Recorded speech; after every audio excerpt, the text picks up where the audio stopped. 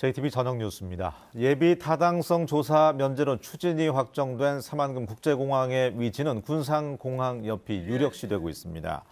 정부가 어제 예타 면제를 발표하면서 사만금 내 국제공항 부지로 언급한 데다가 국토교통부는 지난해 4월 사만금 기본계획상 공항 부지인 군산공항 옆이 김제, 화포 등 다른 곳보다 입지가 유리하다는 조사 결과를 내놓기도 했습니다. 사만금 국제공항의 구체적인 위치와 규모는 오는 6월 국토부의 용역이 끝나면 드러날 전망입니다. 군산 등 전국 9개 위기지역 지자체가 오늘 오후에 국회에서 고용위기지역특별법 제정을 촉구하는 성명서를 발표했습니다.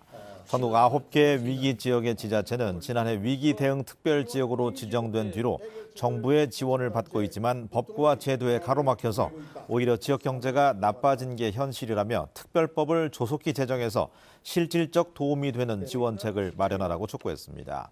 고용위기지역 지원특별법은 위기지역 기간의 연장 명시와 자립지원기금 설치, 대체산업 육성 등을 주요 내용으로 담고 있습니다. 암 환자가 집단으로 발생한 익산 장전마을 주민들이 오늘 기자회견을 갖고 KTNG가 암 발생 사태에 책임을 질 것을 촉구했습니다. 주민들은 마을 인근 비료 공장이 KTNG의 담뱃잎 찌꺼기에 연초박을 가열해서 비료로 만드는 과정에서 발암물질인 TSNA가 발생한 것으로 추정된다며 KTNG가 암 발생 사태에 책임져야 한다고 주장했습니다. 이에 대해서 KTNG는 관련법에 맞게 업체와 퇴비 활용 계약을 체결했을 뿐이라며 조만간 나올 역학조사 결과를 지켜보겠다고 밝혔습니다. 전북환경운동연합 등 13개 시민단체는 기자회견을 열고 방학 중 시공하는 학교 성면공사의 안전관리 기준을 준수하라고 촉구했습니다. 시민단체는 지난 여름방학에 시공한 학교 성면 제거 공사 실태를 분석한 결과 시공업체의 77%가 안전성 평가 최하위 등급 업체였고 이중비닐 설치, 사전 청소, 감리 미참여 등의 89건의 각종 안전 가이드라인 미준수 사례가 적발됐다고 밝혔습니다. 시민단체는 성면 제거 공사의 안전성을 확보하기 위한 민관 협의체를 구성해서 운영할 것을 전북교육청에 제안했습니다.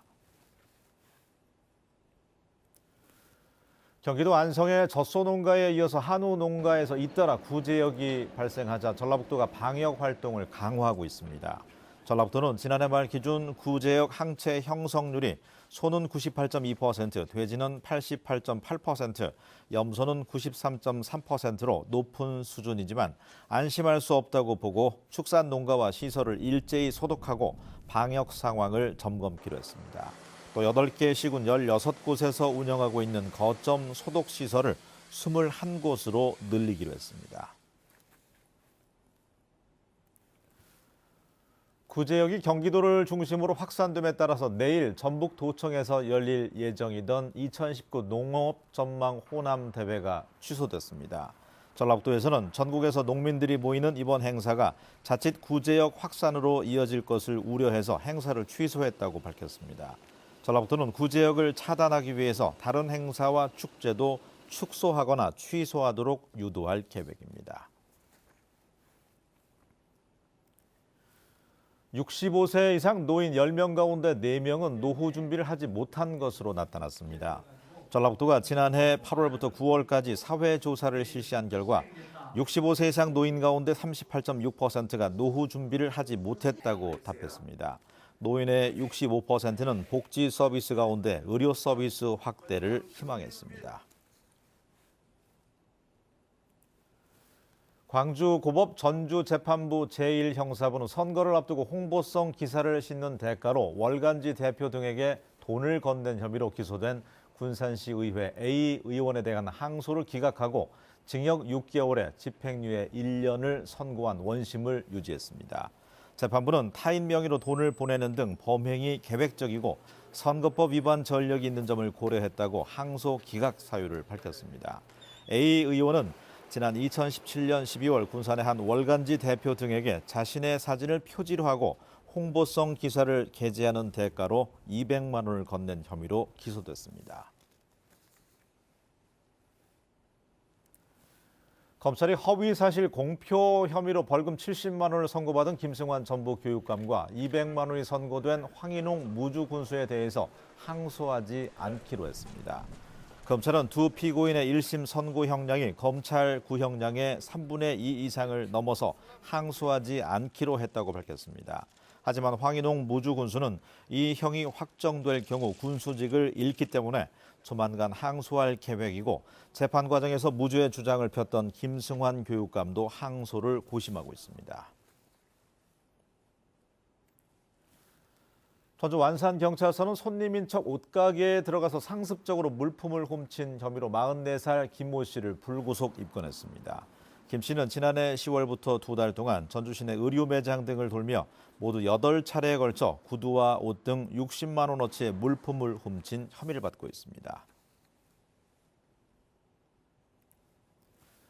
내일은 새벽부터 눈이나 비가 오겠습니다. 동부 내륙 지역에는 최대 8cm, 나머지 지역에는 1에서 5cm의 눈이나 5에서 10mm의 비가 내리겠습니다. 아침 기온은 영하 3도에서 0도로 오늘보다 4, 5도가량이 높겠습니다. 낮 기온은 영하 2도에서 영상 2도로 오늘보다 9도가량이 낮겠고 바람도 강하게 불어서 춥겠습니다. 미세먼지의 농도는 보통 수준을 보이겠습니다. 모레 아침에는 기온이 영하 12도까지 떨어지겠고 주말 낮부터 평년 기온을 회복하겠습니다. 8시 뉴스 예고입니다. 새만금 국제공항에 대한 예비 타당성 조사가 면제되면서 이제 어디에 어느 정도 규모로 지어지느냐가 관심입니다.